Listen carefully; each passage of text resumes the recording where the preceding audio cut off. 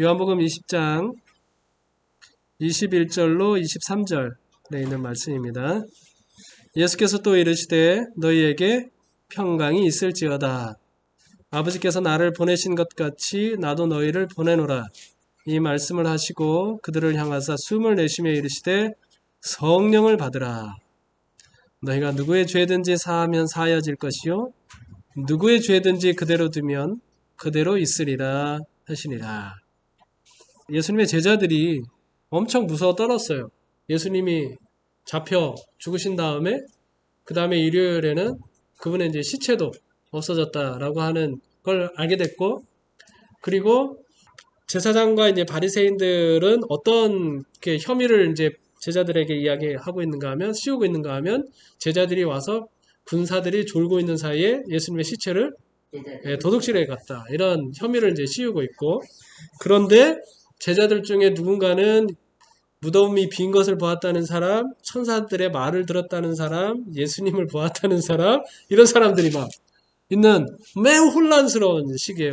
근데 이제 그 혼란스러운 상황을 다 뭉뚱그려서 성경에 뭐라고 되어 있는가 하면 이 제자들이 다 뭐 했다? 두려워하고 있었다. 이렇게 표현을 하고 있습니다. 그래서 세상을 향한 문을 아주 꽁꽁 닫았어요. 뭐해서? 무서워가지고. 그 사이에 예수님께서 찾아오셔가지고 평강이 있을지어다 이렇게 말씀하십니다. 그리고 그 문을 꽁꽁 닫고 있는 이 제자들에게 예수님이 들어오셔가지고는 그 문을 열고 그들을 이제 세상으로 보내는 거죠. 그러면서 예수님의 마음의 평안으로부터 이제 불어져 나오는 성령을 뭐 하는 거예요? 불어 넣으시면서 성령을 받으라 라고 하십니다. 그 다음에 이 성령을 받은 이 제자들인데요. 성령을 받은 제자들이 이제는 죄 사함을 주고받는 과정을 이제 경험하게 될 거라고 오늘 본문이 이야기하고 있어요. 굉장히 좀 인상적이었습니다. 그래서 이 은혜 좀 같이 나누면 좋을 것 같아요. 제가 이제 매주 일요일 밤에 함께 기도하는 사람들이 있어요. 그분들과 함께 이제 성령을 구하는 기도를 하고 있는데, 이 기도 내용입니다. 우리 함께 간절한 마음으로 읽으면서 기도하시면 좋을 것 같아요. 제가 읽어드릴 테니까 여러분들께서 기도하는 마음으로 같이 기도하면 좋을 것 같아요. 하늘에 계신 우리 아버지, 우리의 구주 예수님의 이름을 의지하여 아버지께로 갑니다. 주의 말씀에 내 마음을 내게 주며라고 하셨으니 지금 우리의 마음을 주님께 드립니다. 그리고 우리의 모든 소유와 우리의 전 존재를 주님께 드리겠습니다. 성경 말씀에 우리가 주의 뜻대로 구하면 주께서 들으시고 우리가 구한 것을 이미 얻은 줄 알라고 하셨고 또 주님께 나오는 자를 결코 내쫓지 않겠다고 하셨으니 우리 기도에 이미 응답해 주신 것을 믿고 감사드립니다. 예수께서 말씀하시기를 너희가 악할지라도 좋은 것을 자식에게 줄 줄 알거든 하물며 너희 하늘 아버지께서 구하는 자에게 성령을 주시지 않겠느냐 하셨고 주님의 약속에 의하면 예수님을 믿는 자들과 하나님께 순종하는 자들과 성령으로 새로움을 받는 자들과 성령을 따라 행하는 자들에게 성령을 주시겠다고 하셨습니다. 약속하신 대로 오늘 우리에게 성령을 부어 주시옵소서. 주님의 뜻을 따라 구하였으니 지금 우리에게 성령을 주셨음을 믿고 감사드립니다.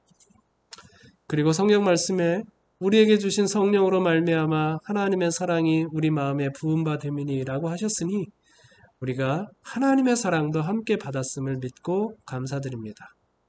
또한 나의 힘이신 여호와여 내가 주를 사랑하나이다 라고 고백한 시편 기자처럼 우리도 주를 사랑하기를 소원합니다. 그리고 이제는 우리가 하나님의 아가페 사랑으로 동료 인간을 사랑할 수 있게 되어서 감사드립니다. 성령을 통하여 우리 안에서 죄의 권세가 깨어진 것을 인해 감사를 드립니다. 오늘도 우리를 지켜주시고 죄와 세상으로부터 우리를 구원하옵소서. 타락한 천사들과 모든 유혹으로부터 우리를 지켜주시고 우리의 죄된 옛 습관으로부터 우리를 구해 주옵소서. 그리고 모든 말과 모든 행실로 주님의 충성된 증인이 되게 해 주시옵소서. 우리의 기도를 들어주심을 감사드리며 주님께 찬송과 영광을 드립니다. 예수님의 이름으로 기도합니다. 네. 여러분, 이 성령을 받으면 뭘 기대하세요? 아, 내가 성령을 받았다. 어, 뭘 기대하세요? 네, 성령을 받으면 어떤 일이 일어날 것 같아요? 네? 병 고치는 능력? 아니면 기도하면 즉시 응답되는 그런 경험? 복음을 엄청나게 전하는 거? 그런 거 떠오르시죠? 그쵸? 마음이 깨끗해지지 않아. 네. 물론 이 모든 것들이 다 포함되는 거 맞습니다. 그런데요, 오늘 읽은 본문 말씀을 통해서 보면, 21절에는 너에게 평강이 있을지어다. 22절에 성령을 받으라. 그 다음에 23절 바로 이어서 하는 내용이 이야기입니다. 우리가 성령을 받으면 가장 먼저 직면하는 문제가 뭐냐 하면 다른 사람의 죄를 어떻게 다루느냐에 의해서 성령을 받은 사람인지 그렇지 않은 사람인지 드러난다는 거예요. 여기 말씀하고 있잖아요. 너희가 누구의 죄든지 사하면 사해질 것이요 누구의 죄든지 그대로 두면 그대로 있으리라. 이 말씀을 어떤 교회에서는 사람들의 죄를 용서할 수도 있고 용서하지 않을 수도 있는 권위가 교회에 있다고 이제 주장하기도 합니다만, 그래서 고해성사 하죠. 그러나 그런 의미는 아닙니다. 네, 이 말씀 속에서 우리가 생각해 볼 수 있는 거, 이 시대 소망은 좀 이렇게 이 말씀을 설명하고 있거든요. 만일 저희가 그냥 죄를 고집하면 그대가 하나님의 말씀으로 선언한 판결이 하늘에서도 그들에게 선고된다. 죄의 길을 선택함으로 저희가 그리스도와의 관계를 끊었으므로 교회는 그들의 행위를 시인함으로 인하여 주님께 욕을 돌릴 수 없다는 것을 보여주어야만 한다. 교회는 하나님께서 죄에 대하여 말씀하신 그대로 말해주어야만 한다. 교회는 하나님께서 지시한 대로 죄를 처리해야 한다. 그렇게 될 때 교회의 행위는 하늘의 재가를 받게 된다. 교회의 권위를 멸시하는 자는 바로 그리스도의 권위를 멸시하는 것이다. 그러니까 여기 우리 성도 중에 누군가 잘못이 있을 때 교회가 어떻게 다뤄져야 되는지에 대해서 말씀을 하고 있는데, 그 죄에 대해서 어떻게 해줘야 된다? 예, 분명하게 그대로 이게 죄가 죄라고 하는 것을 알려줄 필요가 있다는 것입니다. 그리고 그 사람이 계속 고집해가지고 그 죄의 길을 나아가지 않도록 최선을 다하라는 것이죠. 성경에서 분명히 이야기하고 있는 것들을 밝히 좀 이야기해 주라는 것이 우리 주님께서 하신 말씀입니다. 그래서 이제 그렇게 할 때 뭐라고 말씀하고 있는가 하면 너희가 네 죄든지 사하면 사하여질 것이요 라고 이렇게 말씀을 하고 있는 것이죠. 자, 그러나 우리가 이제 잘못한 사람이 있을 때 그 죄에 대해서 성경이 말한 대로 분명히 이야기해 줘야 되지만, 그러나 그 이전에 먼저 가져야 할 사상에 대해서 이야기하기를 어떤 마음을 먼저 가져야 돼요? 네 죄든지 사하면 사해질 것이요 라고 하는 것입니다. 그대로 두면 그대로 있을 것이요 라고 하는 것을 거기까지 나가기 전에 먼저 가져야 할 사상이 뭐라고요? 누구의 죄든지 사하면 사해질 것이요 라고 하는 것입니다. 이 사상을 맨 먼저 갖도록 하라. 우리 앞에 누군가 잘못한 사람이 있으면 누구를 바라보게 해라? 그리스도를 바라보게 하라. 그에게 뭐가 있다는 것을 알려주는 거예요? 구주의 용서하시는 은혜를 그들에게 말해주고 그들로 죄인을 회개시키고 죄를 용서하시는 예수님을 믿도록 격려하게 하라 라고 하는 것이 이제 먼저 우리에게 주어진 사상입니다.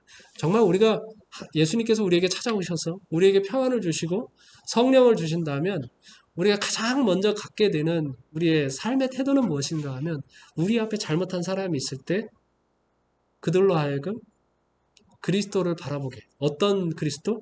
그들의 죄를 용서해 주시는, 회개한 죄인을 얼마든지 받아주시는 그러한 예수님의 모습을 볼 수 있도록 하는 것이다 라고 이야기하고 있습니다.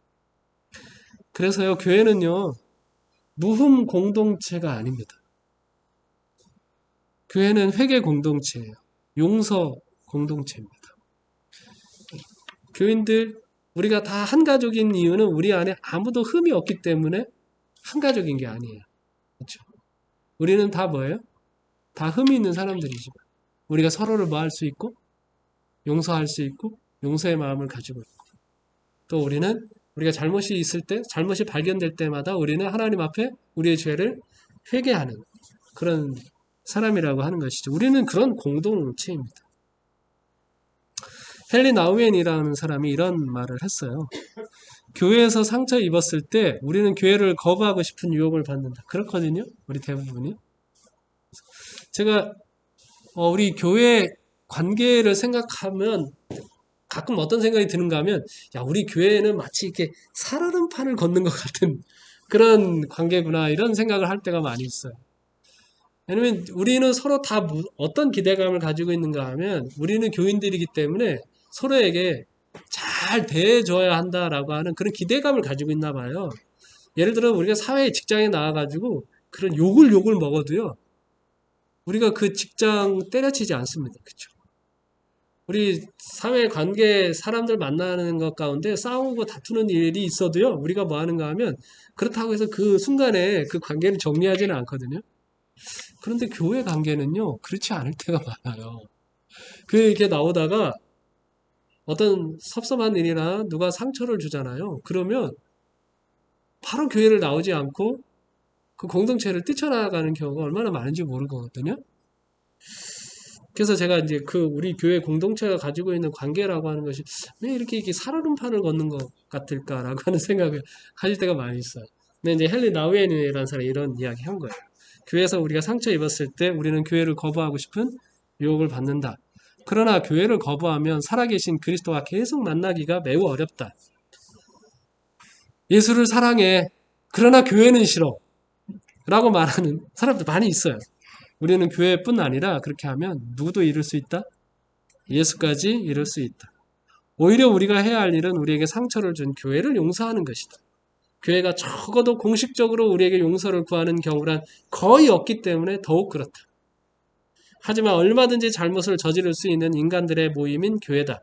그런 교회에 용서를 구할 일이 없을 수 있겠는가? 한편 살아계신 그리스도의 몸인 교회는 끝없이 우리를 용서하고 있다. 이게 멋진 말이에요. 교회가 잘못한 일이 있는데요. 교회가 우리한테 잘못했다고 용서를 구하는 경우는 있어요, 없어요?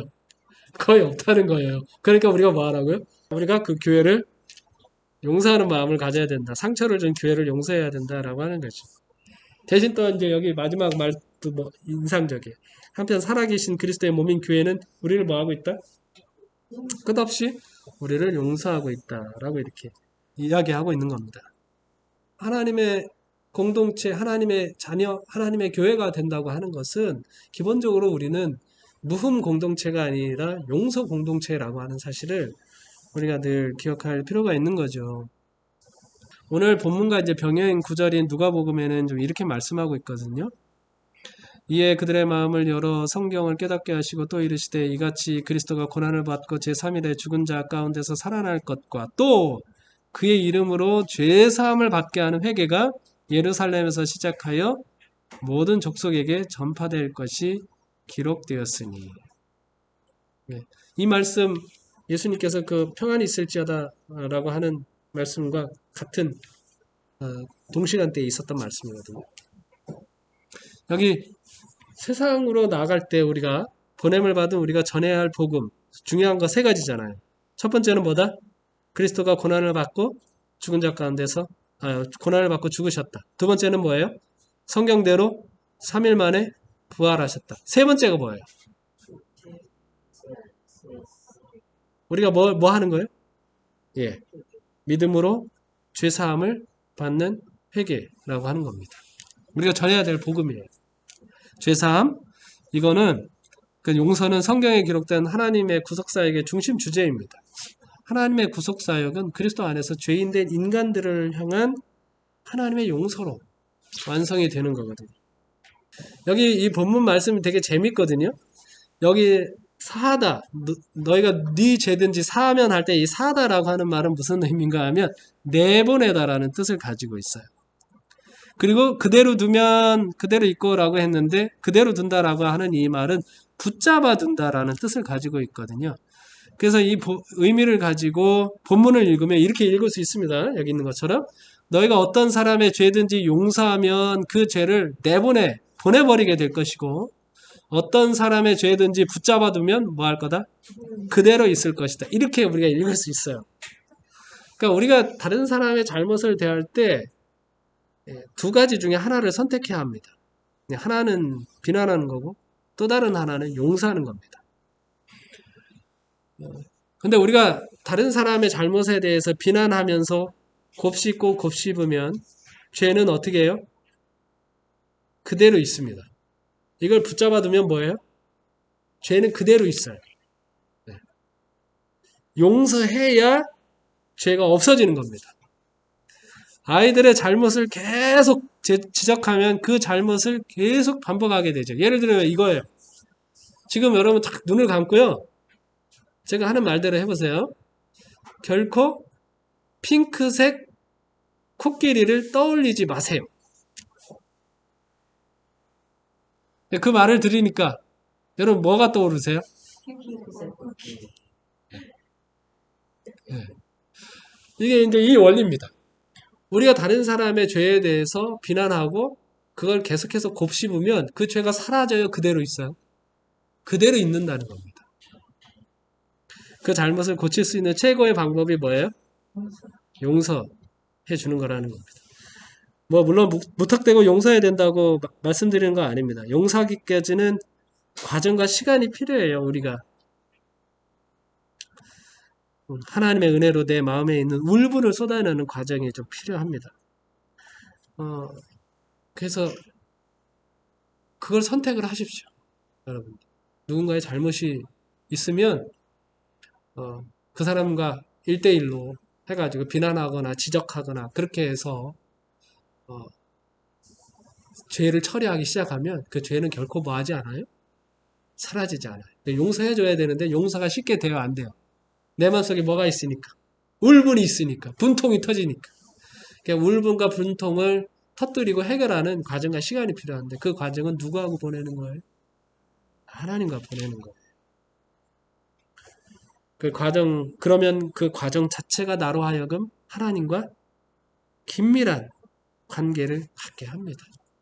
저 사람이 나에게 준 상처를 가지고 하나님 앞에 나아가잖아요. 그러면 하나님과 나 사이가 어떻게 돼요? 긴밀해져요. 깊은 관계가 되는 겁니다. 물론 우리가 용서가 불가능한 지점이 있어요. 그래서 예수님께서 또 뭐라고 말씀하셨는가 하면 너희가 죄를 그대로 두면 뭐하리라? 그대로 있으리라 라고 말씀하신 거예요. 용서가 불가능한 그런 지점도 있다는 것입니다. 그런데 용서에 있어서 이제 가장 중요한 원칙이 뭔지 한번 생각해 볼게요. 용서의 원칙 첫 번째로는요. 무엇보다도 용서가 먼저라는 겁니다. 버릇을 고쳐야 용서하는 것이 아니라 용서가 먼저 선행이 되어야 진정한 회개가 일어난다고 하는 것이 가장 기본적인 원칙입니다. 용서를 생각을 할 때. 여기 이제 나단이 다윗에게 간 이야기입니다. 다윗이 엄청난 죄를 졌죠. 그렇죠? 간음하기도 했죠. 거짓말하기도 했죠. 그 다음에 다른 사람을 시켜서 자기의 충성된 부하를 살해하기도 했죠. 간음죄에 거짓말에다가 살인죄까지 엄청난 죄를 지었습니다. 그때 누가 갔는가 하면 나단이 갔어요. 그리고 이제 나단이 그 비유를 통해서 다윗의 죄를 지적을 합니다. 다윗이 비유를 들을 때는 그놈은 뭐 해야 된다? 내가 살아있고 누가 살아있는 한? 하나님이 살아있는 한 그놈은 죽어야 된다 이렇게 이야기를 했어요. 그런데 그 이야기를 하자마자 그 죄를 지은 사람이 누구라고요? 당신입니다 이렇게 나단이 이야기하죠. 그때 이제 다윗이 팍 꼬꾸라집니다. 그런데 이 나단이 한 말이 매우 좀 인상적입니다. 다윗이 나단에게 이르되 내가 여호와께 죄를 범하였노라 하매 나단이 다윗에게 말하되 여호와께서도 당신의 죄를 마하셨나니 사하셨나니 당신이 죽지 아니하려니와 이렇게 이야기하고 있습니다. 나단이요 다윗에게 왔을 때 다윗의 죄를 지적하는 손가락도 가지고 왔지만 한 손에는 뭘 같이 들고 왔어요? 하나님의 용서도 같이 들고 왔어요. 다윗이 나아진 게 있는 게 아닙니다. 그러나 이미 하나님께서 하신 용서를 가지고 다윗에게 왔어요. 다윗에게 두 가지 목적이 있는 거예요. 잘못도 지적하지만 다윗을 용서하신 하나님도 알려주기 위해서 나단이 온 거예요. 조이스 마이어라고 하는 사람이 단순함이 주는 기쁨이라고 하는 책을 썼는데 책에 보면 이런 이야기가 있거든요. 한 여인이 이제 초신자일 때 매일 저녁 하나님께 지난 죄를 용서해 달라고 빌었습니다. 이제 그러던 어느 날 밤에 침대 옆에서 이제 기도하려고 무릎을 꿇는데 주님의 음성이 이 초신자 여인에게 이제 들리는 거예요. 뭐라고 얘기했을 것 같아요? 매일 저녁 자기 지난 죄를 용서해 달라고 이 초신자가 비니까 하나님이 듣다가 이제 그 여인의 귀에다가 이제 들려주는 거거든요. 뭐라고? 그 마음의 귀에다가 뭐라고 들려주셨을 거예요. 하나님이. 맞아. 네, 이렇게 얘기했어요. 내가 처음으로 용서를 구한 날 나는 용서했는데 너는 아직도 자신을 용서하지 못하고 내가 주는 선물을 받지 않는구나. 이게 하나님께서 우리를 향하여 가지고 계신 태도예요. 그 하나님이 우리를 뭐 합니까? 다시 세상에 우리를 보내요. 그래서 우리가 잘못을 다룰 때, 죄를 다룰 때 우리도 어떻게 하라는 거예요? 이렇게. 이렇게. 용서의 첫 번째는 먼저예요. 용서는 그 어떤 것보다 먼저 가야 하는 겁니다. 두 번째는요, 있는 거예요. 용서는 이렇게 쌓아두는 게 아닙니다. 잊어버리는 겁니다. 이사야 43장 25절에 나하고 나는 나를 위하여 내 허물을 도말하는 자니 내 죄를 뭐하지 아니하리라? 기억하지 아니하리라. 하나님이 전지하신 분이시잖아요. 근데 뭐는 몰라요? 우리의 죄, 우리가 지은 죄, 우리가 용서받은 죄에 대해서는 하나님께서 기억을 못 하셔요. 여기 윌리엄 맥도날드라고 하는 사람이 쓴 잊혀진 명령 거룩하라라고 하는 이 책에 보면 재미있는 이야기가 있습니다. 방탕한 생활을 하다가 주님을 믿고 돌아온 한 남자가 있었거든요. 뜨겁게 회개했습니다. 주님이 자기의 죄를, 자기의 회개를 받아주셨다는 분명한 느낌도 받았어요. 그런데 신앙생활 도중 자신도 모르게 예전에 악한 습관에 빠져서 다시 지혜를 찾게 됐습니다. 그런 적 많죠? 우리가 죄를 회개한 다음에 그 죄에 또 빠지는 경우가 종종 있어요. 그쵸? 그럼 어떻게 해야 되죠?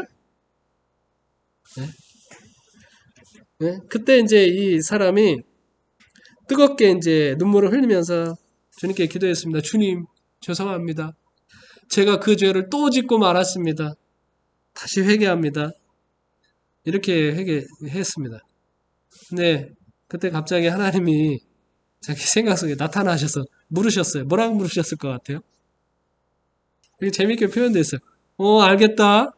그런데 죄를 또 지었다니? 무슨 죄가 또 있었니? 이렇게 하나님이 물으셨다는 거예요. 뭘 강조하고 있는 건가 하면 우리 회개한 죄에 대해서 하나님은 뭐하지 않으신다? 기억지 않으시고 잊으신다라고 말씀하고 있는 거예요. 용서의 두 번째 요소는 뭐냐면 잊어버리는 겁니다. 우리가 주님께 고백할 때 주님은 그것을 받아 용서하시고 다시는 기억하지 않으시죠. 평강과 성령 충만함이 죄사함을 받고 주는 그런 경험하는 것과 깊이 연관이 있음을 우리가 좀 발견하게 되는데요. 예수께서 제자들에게 찾아오셔서 우리에게 샬롬, 평강이 있을지어다 라고 말씀하실 때 그 평강이 어떤 평강을 말하는 거죠? 너 이제 밥 잘 먹고 몸 다친 데 없는 거니? 이렇게 묻는 거예요? 그게 아니라요. 이거는 우리 죄가 잘 처리되고 있는지를 물으시는 것하고 다르지 않습니다. 예수님께서 우리에게 샬롬, 평강하니? 라고 물으면 너 밥은 먹었니? 너 옷은 입고 있니? 잠은 잘 잤니? 이렇게 묻는 게 아니라 그것도 포함이 될 수 있죠. 근데 뭘 묻는 거예요? 진짜 본질적인 거는 너 죄가 지금 잘 처리되고 있니? 이렇게 묻고 있는 것과 다르지 않다는 것입니다. 이사야 38장 17절에 보면 보옵소서 내게 큰 고통을 더하신 것은 내게 평안을 주려 하심이라. 주께서 내 영혼을 사랑하사 멸망의 구덩이에서 건지셨고 내 모든 죄를 주의 등 뒤에 던지셨나이다. 하나님이 우리에게 평안을 주시려고 하는데 그 평안이 뭐라는 거예요? 우리를 멸망의 구덩이에서 건지셔가지고 우리의 죄를 어떻게 하는 거? 그분의 등 뒤에 던져버리는 거. 그게 우리 진짜 평안이라고 이렇게 이야기하고 있어요. 죄가 던져져야 우리에게 평안이 옵니다. 실제로 그렇죠. 나에게 상처 주는 사람이요, 나와 멀리 있는 사람이 아닙니다. 그렇죠? 아프리카에 있는 사람이 나를 상처 주지는 않아요. 예. 나에게 상처 줄 사람, 내가 용서해야 할 사람은 나와 가장 가까이에 있는 사람이죠. 그렇죠? 가까이에 있는 남편, 아내, 부모, 자녀, 형제, 친구, 교인. 그들에게 우리가 상처를 받는 거거든요. 그들이 내가 용서해야 할 대상입니다. 가까운 사람들을 용서 못하고 분노의 마음으로 대하고 있으면 이것이 내 인생 멍들게 하죠. 힘들게 합니다. 기쁨이 없는 삶을 살게 되는 것이죠. 그래서 우리 안에서 용서가 작동이 되어야 상처를 계속해서 받지 않을 수 있는 것이죠. 예수 따라가면서 순종하기 가장 힘든 일이 뭘까요? 성경 읽기, 기도하는 거, 전도하는 거, 예배 드리는 거, 봉사하는 거, 헌금, 힘들기는 할 수 있어요. 그러나 가장이라고 하는 말을 붙이기는 좀 뭐하죠. 예수 믿으면서 가장 하기 힘들고 어렵고 아니 죽기보다 하기 싫은 것 용서가 아닐까 이런 생각을 해봅니다. 왜냐하면 용서는요 우리 본능을 거슬려요. 우리는 당한 것 이상으로 뭐 하고 싶어요? 네, 안 갚음하고 싶은 게 우리 인지상정이거든요. 가인의 후에 라멕이 노래 하나 지었잖아요. 몇 배로 갚아주리라? 자기는 사람 죽여놓고요. 자기에게 고통을 당한 거에 대해 그 사람에게 대해서는 몇 배로? 가인에게는 7배지만 나는 몇 배로 갚아주겠다? 77배, 77배로 갚아주겠다. 이렇게 그렇게 해야 우리 직성이 풀리거든요. 그러니까 이 용서라고 하는 것은 우리 본능과 너무 배치되기 때문에 예수 믿으면서 가장 힘든 게 아닌가 생각이 듭니다. 이게 용서는요, 그리고요, 도덕을 넘어서요. 도덕의 원리가 뭐냐면, 권선, 징악, 나쁜 짓 하면 뭐 해야 돼요? 반드시 벌 받아야 돼. 심은 대로 거두는 거거든요. 그래서 이게 우리에게 어쩌면 힘든지 몰라요. 우리 자주자주 말하죠. 우리는 하나님 아니다. 용서는 하나님에게나 가능한 일이다. 이렇게 이야기합니다. 그런데 성경은 우리에게 말합니다. 너희는 하나님의 자녀다. 자그마치 1만 달란트나 탕감 받았으면서도 고작 100데나리온에 쩔쩔매느냐고 우리에게 말씀하고 있는 것이죠. 그리고 십자가가 말하죠. 너희도 용서받지 못할 죄를 뭐 했다고? 용서받았다. 그래서 용서가 잘 안 되잖아요. 그럼 우리가 하나님께 가보는 거죠. 하나님, 제가 하나님께 1만 달란트 탕감 받았네요. 근데 나한테 빚진 100데나리온 빚진 사람은 왜 이렇게 용서가 안 돼요? 십자가로 가보는 거죠. 십자가로 가보면 하나님, 제가 용서받지 못할 죄를 용서받았는데 근데 저 녀석의 죄는 왜 용서를 못하겠죠? 그렇게 해보는 거죠. 그러면 거기서 용서할 수 있는 힘이 나올 겁니다. 그리고 부활도 말합니다. 이 부활은 뭐예요? 내가 너희에게 용서할 수 있는 능력을 준다라고 이렇게 이야기하고 있는 겁니다. 그래서 성령 받은 사람, 성령을 받는 사람의 가장 첫 번째 특징이 뭐라고요? 용서를 가지고 세상에 나아가는 사람이 바로 성령을 받은 사람의 첫 번째 특징이라고 하는 겁니다.